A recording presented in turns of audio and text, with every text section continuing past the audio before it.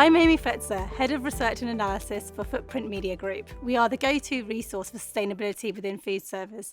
Through our research, consultancy and forums and news, we really help the industry to tackle the key sustainability issues of the time, like sustainable diets, food waste, water, energy and more.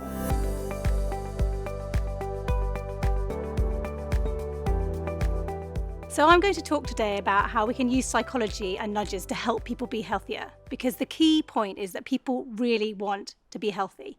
We know that even before COVID, 2/3 of people wanted to reduce their salt, fat and sugar. But since COVID, a lot of people said they have been eating more during lockdown, and about 1/3 are keen to eat healthier. Now things are easing. So it's really important that food service plays our role, because in normal times, we get 1 in 6 meals and 1/4 of our calorie from food service. So this is a great responsibility and a privilege. We choose what people put in their mouths. So we need to make that as healthy as possible.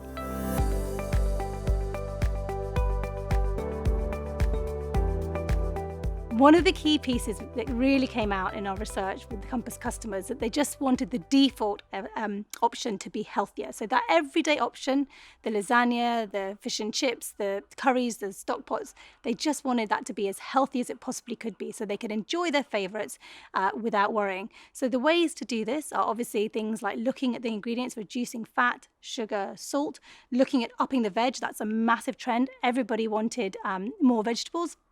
So making sure there is as vegetable packed as possible, and also looking at things like sides. So making sure that the side options were also as healthy as possible and as appealing as possible. Other things that we found have been really helpful is looking at things like plate sizing and glass sizing. That really impacts on how much people take and how much people eat. So looking at these sort of these visual cues that sort of nudge you into eating more or less can be really helpful.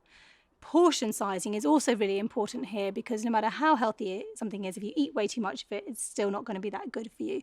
So looking at portion sizing, making sure they're appropriate, and also using portioning tools can be really helpful within this. But also something that is often really helpful is looking at what range of portion sizes that can be offered, so perhaps including more half options or smaller sizes for lighter appetites. So those can all really help to make the default healthier.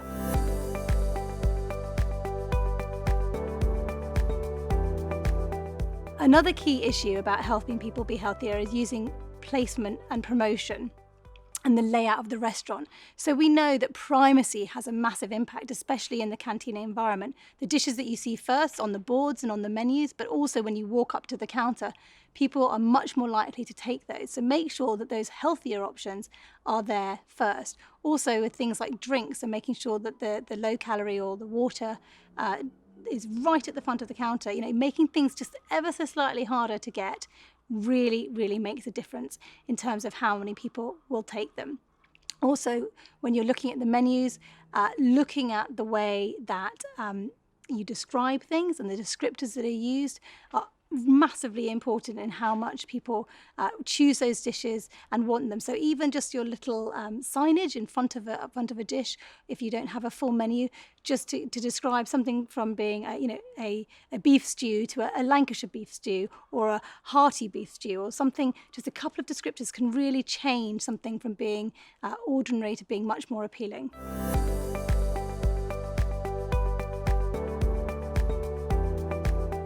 Another key concept that came out through the research was about using language that customers understand when you're talking about healthy items, because there seemed to be a lot of confusion about what healthy means.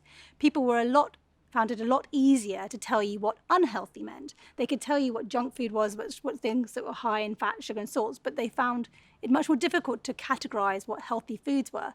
But they really did understand the concept of a balanced diet. They didn't necessarily use that term, but what they were describing was that they would talk about vegetables, fruits, meats, pulses. They understood a variety was important and a balance within that. So using this concept of a balanced diet can be really helpful for people. 70% of them said that fresh was very important as a quality when it came to food. So again, highlighting those products that are fresh and that it's appropriate to use, but also there was not always a great understanding that things had been freshly prepared on site. So again, highlighting that in the messaging and the descriptions of the dishes so that people know that those curries, those lasagnas, those soups, those hot dishes are actually freshly prepared on site that day.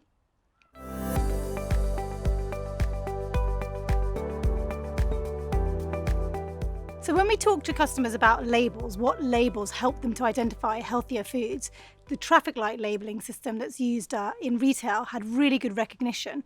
So that is something that food service can really adopt and use, especially in canteen environments, but in all sorts of environments, to help highlight those dishes that are healthier and those which are more indulgent that perhaps should be chosen less often.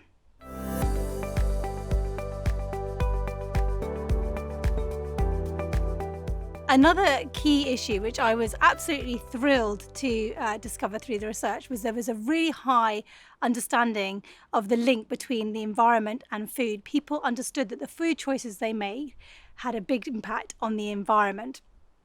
In fact, 3 out of 4 people understood this link. So this provides a massive opportunity. We know that sustainability and the climate crisis is very important to people. So this provides a massive opportunity to sell on sustainability, to use dishes which have better environmental credentials, to really highlight those to customers and to help them act on the climate crisis and to feel good about themselves and to make healthier choices in this way.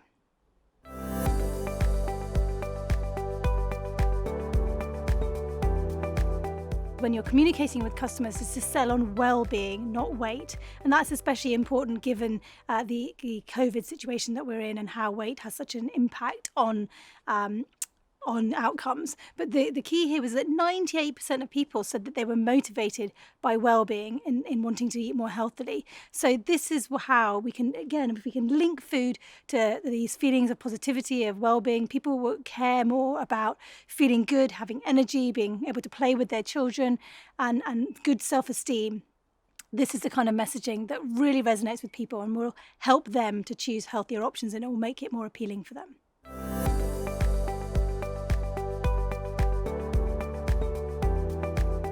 Final key finding that came out of the research was drinks.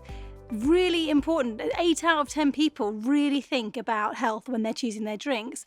So lots of people mentioned how they had switched to low calorie or no calorie options, and loads of people were talking about how they were focusing on drinking water. So it really indicates that the sugar campaign and the sugar tax has had a big impact on people's choices. So again, really using that to harness, highlighting the healthier drink options, but also using that as a gateway to link perhaps meal deals with healthier drinks, with healthier products, to help people be healthier, because it was something that resonated and seemed to be very important to customers.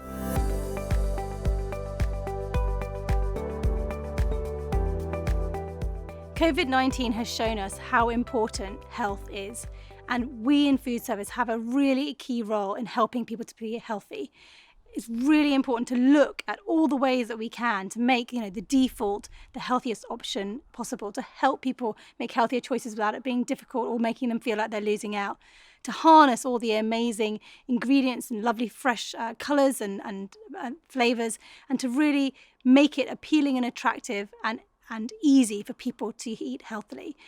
If you want to find out some more about the research that I've been talking about, you can read both of the reports on Compass's website or on Footprint's website. They're called Getting Inside Customers' Minds and Design with Health in Mind. So they're talking about what customers think about health and also what psychology and nudges you can use. But please, it's such an important time for food service. And if we can help people be healthier, it won't just help COVID, it will help everything, and it will make people much happier and contribute to a much brighter future. So go out there and change the world, please.